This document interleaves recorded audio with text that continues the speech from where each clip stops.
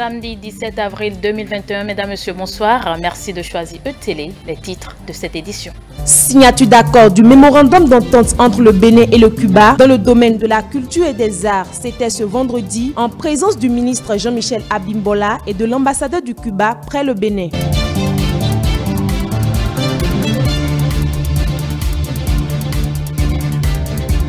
Visite de la délégation du corps diplomatique aux éléments des forces de défense et de sécurité blessés lors des violences préélectorales.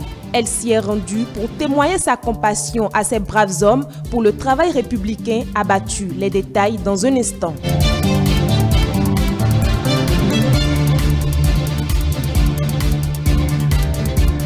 Vous suivrez également dans cette édition les enseignements et les bonnes pratiques à observer durant le mois de Ramadan. Voilà pour le sommaire.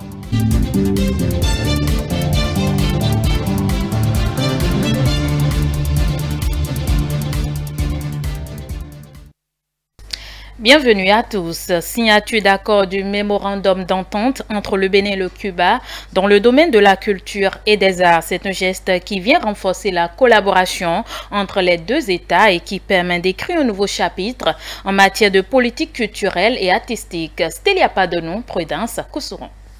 Cuba et Bénin, nous avons un lien historique et culturel, notamment culturel. C'est d'ailleurs dans l'optique de renforcer ce lien historique très ancien entre les deux États qu'il a été procédé à la signature d'un mémorandum d'entente entre le Bénin et Cuba dans les domaines de la culture et des arts. Cet événement marque donc le début d'une aventure en matière de politique culturelle et artistique en vue d'impacter durablement le secteur touristique et culturel béninois. Il n'est plus de doute aujourd'hui que le Bénin a fait du tourisme le deuxième pilier de son développement, matérialisé notamment dans son programme d'action du gouvernement.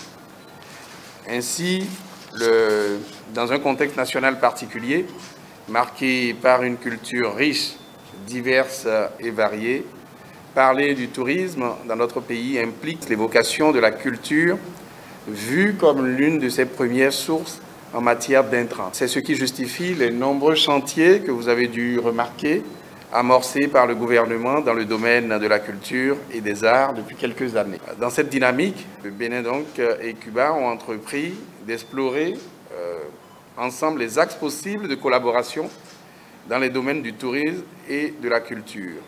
Aujourd'hui, nous sommes au terme d'un processus qui permet de jeter les bases d'un partenariat durable dans le domaine de la culture et des arts. Le ministre Jean-Michel Abimbola a salué les efforts et l'engagement de l'ambassadrice de Cuba près le Bénin, qui a travaillé à l'aboutissement de ce projet dans un esprit d'ouverture, de dialogue et d'échange. La présente cérémonie de signature intervient alors que le Bénin amorce un tournant décisif en matière de politique culturelle, avec des réformes profondes et courageuses engagées par le gouvernement du président Patrice Talon. Notre objectif commun est d'engager nos pays respectifs dans la voie d'une coopération fructueuse afin de construire ensemble des passerelles qui nous rapprochent davantage. C'est là toute la symbolique de cet acte qui vient renforcer nos liens d'amitié. Je salue aussi la mobilisation et l'engagement, une fois encore, des équipes de nos départements ministériels au niveau des affaires étrangères, de la coopération, au niveau du tourisme, de la culture et des arts, qui ont travaillé avec une grande motivation à la concrétisation de ce projet.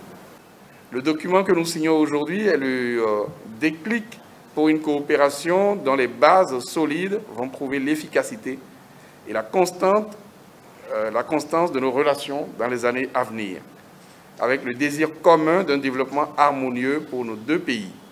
Le ministre du Tourisme, de la Culture et des Arts est convaincu que les objectifs qui se concrétisent par ce mémorandum permettront de bâtir une histoire nouvelle, de nous réinventer sans cesse pour que la culture et les arts demeurent au cœur du développement du Bénin et Cuba pour le bonheur de tous.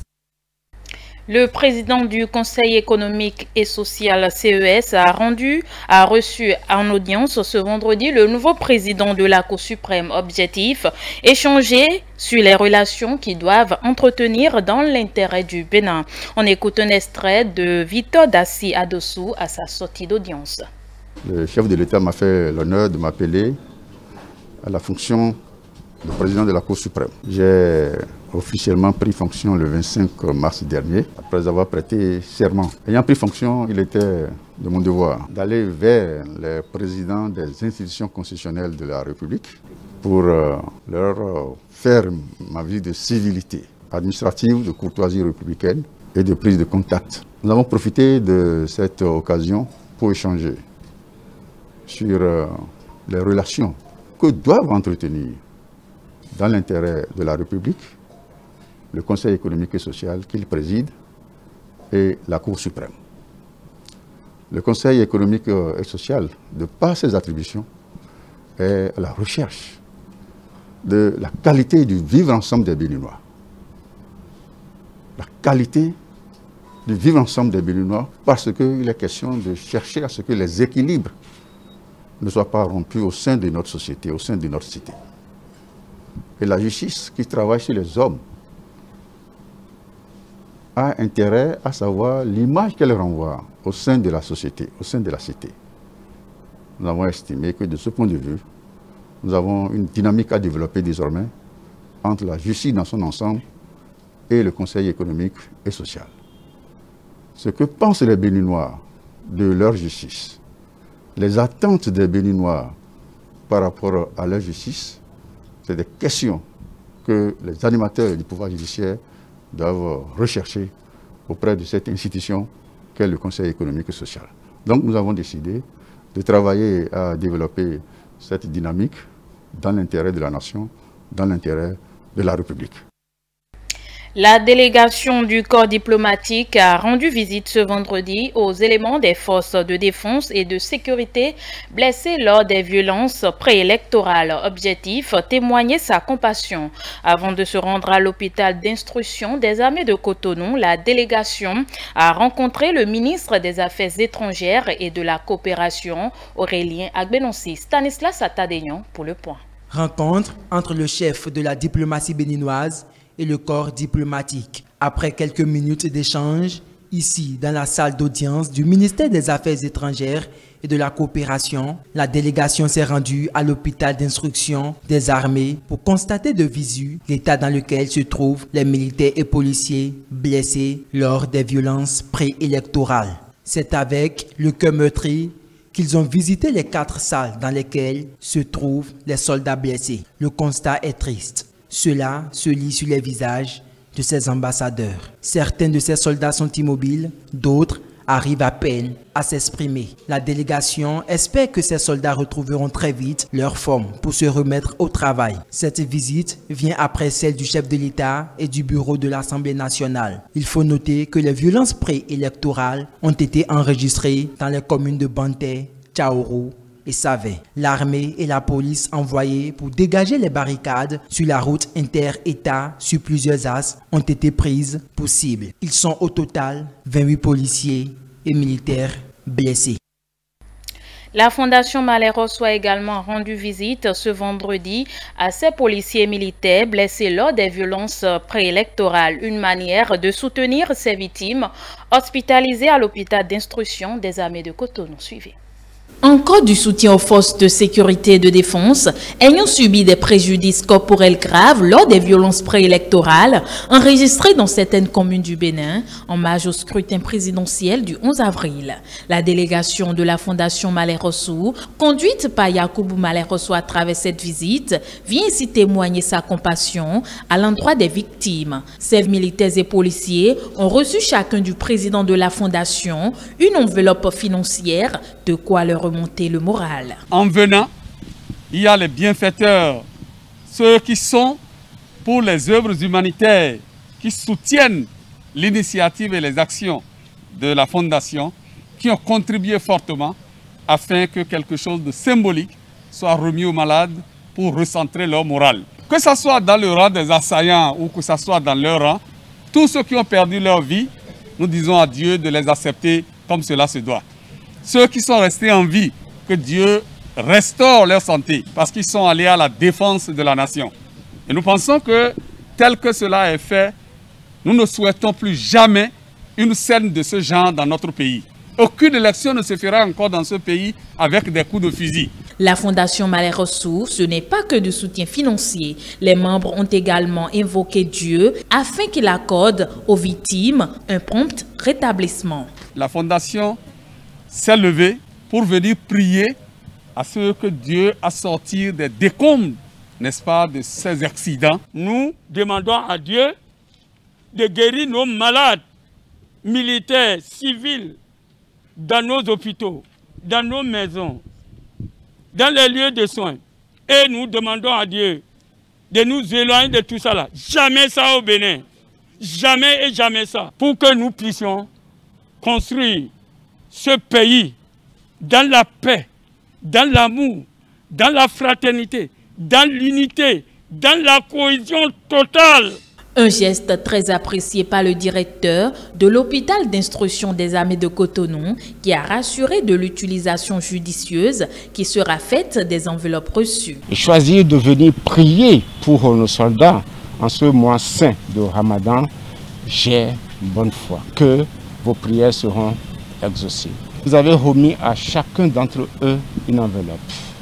Je voudrais en leur nom vous dire sincèrement merci. Je rendrai compte à qui de droit et je peux vous dire que cette somme sera utilisée à bon escient dans l'intérêt de nos soldats, que ce soit ceux qui sont là en ce moment ou que ce soit ceux qui viendront se faire soigner dans notre hôpital. D'après les premières estimations, les dégâts enregistrés au plan matériel lors de ces violences préélectorales se chiffrent à des milliards de francs CFA. À la faveur d'une émission spéciale sur votre chaîne de télévision, sociologues et acteurs politiques ont débattu autour du thème « La paix, oui, mais à quel prix ?» Ils ont analysé l'actualité politique liée aux dernières élections, mais aussi le rôle que doit jouer chaque acteur pour que règne la paix au Bénin. Elia Djiran pour le compte-rendu. La paix est nécessaire et possible, mais comme le rappelle un adage populaire, la paix n'est pas un vain mot, c'est un comportement. Depuis quelques années, les élections au Bénin cristallisent quelques tensions.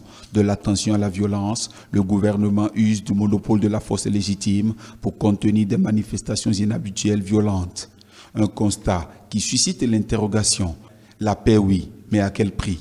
Oui, moi je pense d'abord que la paix, c'est un construit social qui n'est pas inné et que nous devons chaque jour travailler, faire en sorte que dans nos comportements, dans notre manière de vivre, nous puissions faire preuve de responsabilité pour faire en sorte que dans des situations de conflit, dans des situations de divergence, ces situations qui sont inhérentes à toute société humaine, qu'à aucun moment cette paix ne puisse souffrir de couac. Pour Dr Patrick Renon, sociologue politiste, ce n'est pas une première fois dans l'histoire politique du Bénin que les acteurs ont éprouvé le besoin de passer à la construction de la paix. L'état de droit et de la démocratie reste des éléments forts.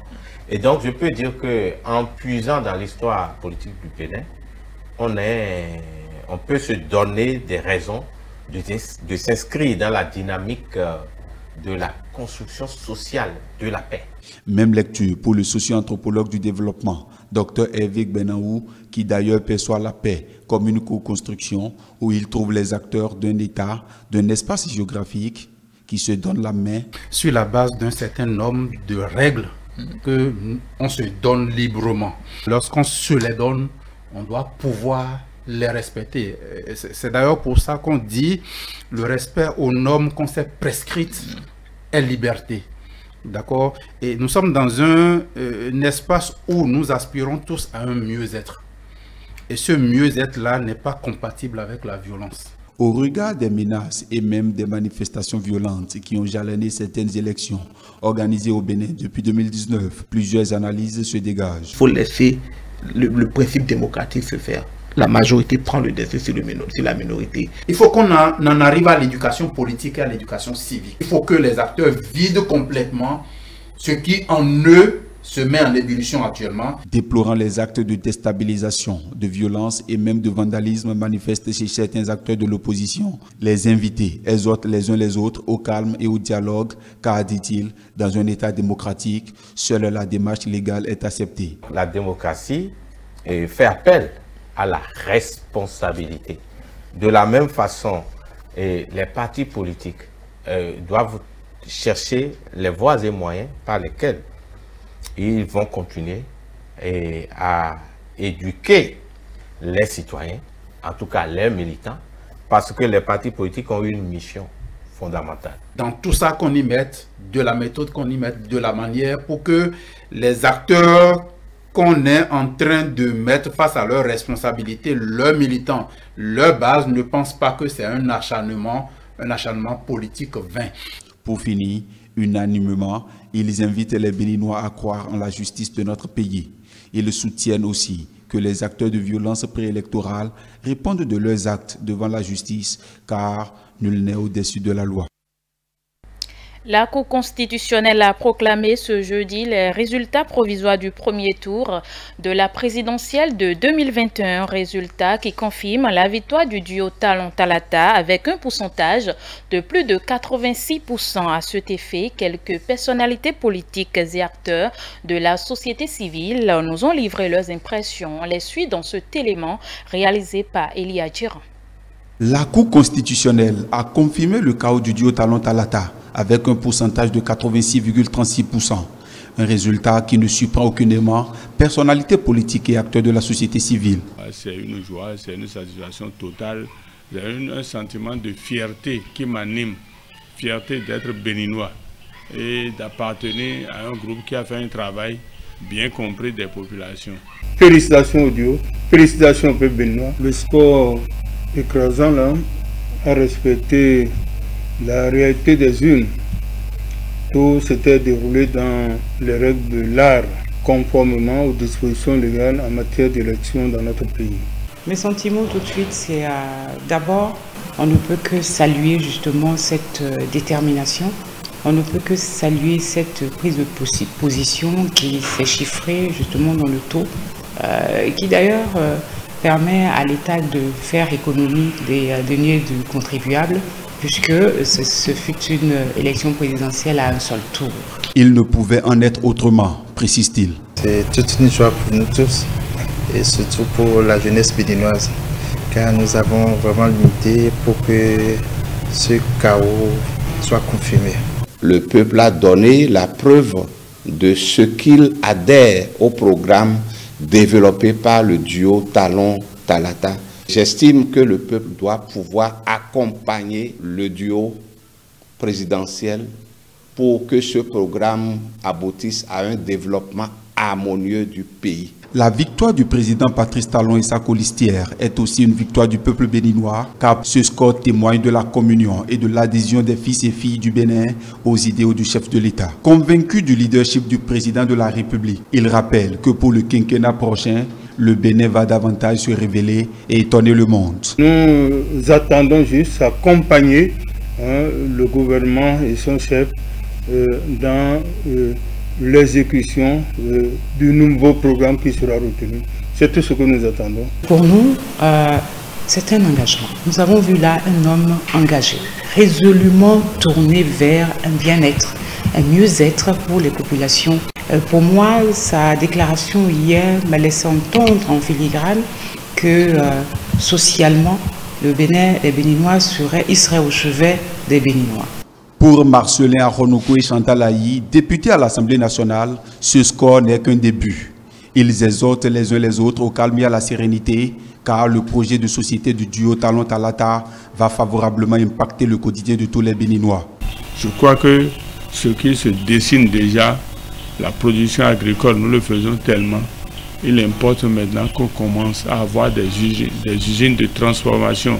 Le président, dans sa tournée et dans sa campagne, au cours de sa campagne, a pu bien marteler cela. Donc nous aurons beaucoup d'industries et de transformation au Bénin. C'est ça qui va nous mettre davantage au même rend que les pays à revenus intermédiaires pour que nous ayons de bonnes notes en matière de notre économie. Le Béninois a compris qu'ensemble, nous devons apporter notre pierre à l'édifice. Il faut que tout le monde se mette à la tâche. Le président Patrice Talon, dans ce mandat, aura besoin de toutes les filles et tous les fils du Bénin, toutes tendances et catégories confondues. Il suffit juste de délimiter son couloir de course. Avec cette victoire du duo Talon Talata, les acteurs politiques se disent fiers de voir enfin le Bénin cité en exemple parmi les pays de grande démocratie. Un dernier élément avant de clore cette édition. Depuis ce mardi 13 avril 2021, les fidèles musulmans de Parakou, comme ceux du monde entier, observent le jeûne du mois de Ramadan. Cette recommandation coranique du 9e mois lunaire est une période d'enseignement et d'observance de bonnes pratiques. Les précisions avec Mikaya Imoru et Boris Aïssou. Le Ramadan marque le début de la révélation du Coran au prophète Mahomet. Durant ce mois saint, c'est-à-dire le 9e du calendrier lunaire, le fidèle musulman est appelé à jeûner. Tel que Allah l'a spécifié dans le Saint-Coran, au chapitre 2, verset 183, il nous a prescrit cette adoration-là pour que nous puissions semer dans notre cœur la crainte d'Allah. Et le fait que nous avons semé la crainte d'Allah, cela nous permet d'être pieux, donc d'avoir la piété. Aussi, lorsque Allah a prescrit ce jeûne, ce n'est pas pour nous faire souffrir. Il sait que c'est difficile. Mais en réalité, c'est pour nous amener à être humbles, à avoir l'humilité dans notre vie. C'est pour nous amener à nous débarrasser de tout ce qui est passion dans notre vie. Imaginez un instant quelqu'un qui n'a pas mangé, il a faim. Si en tant que cette personne est riche, il saura que c'est ainsi que les pauvres souffrent. Donc automatiquement, si Dieu veut de lui, il va faire de bons gestes envers les pauvres. Les musulmans ayant l'âge requis selon les courants de l'islam ne doivent pas manger, boire, fumer, ni entretenir de rapports sexuels de l'aube jusqu'au coucher du soleil. Et surtout, de ne pas calomnier. De fait de ne pas diffamer. Calomnier et diffamer, c'est-à-dire que lorsque tu parles mal de quelqu'un, ça peut être faux. C'est pas bon.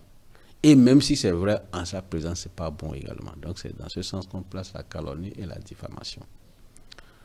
En dehors de ça, lorsqu'on a dit de jeûner, ce n'est pas dans sa définition littérale seule. Tes yeux doivent jeûner. Tes pieds doivent jeûner. Tes oreilles doivent jeûner. Donc, lorsque tu arrives à respecter tous ces comportements-là, par la grâce de Dieu, ton jeûne sera exaucé. De quelle manière les oreilles peuvent jeûner, par exemple? C'est à toi de voir, dans le milieu où tu vis, d'éviter de fréquenter des endroits où les gens parlent mal des autres. C'est-à-dire d'éviter de fréquenter des endroits où tu vas entendre ce qui n'est pas bon sur un être humain. Là on insulte, là on dénigre, là on diffame. Il faut éviter ces genres de milieu. Ça c'est jeûner avec les oreilles. De l'arabe Ramadan, le mot Ramadan signifie chaleur intense car le Ramadan est considéré comme une bonne action brûlant les péchés. Ainsi se referme cette édition. Merci de l'avoir suivi. Retrouvez à 20h votre émission Sanoulaoula, à 21h votre émission Palab citoyenne, à 22h Blog Blogi. Vous pouvez toujours nous suivre sur nos différentes plateformes digitales www.etélébenin.com. Retrouvez-nous sur YouTube et Facebook Etélé Bénin tout simplement. Bonne suite de programme sur Etélé, la chaîne de l'excellence.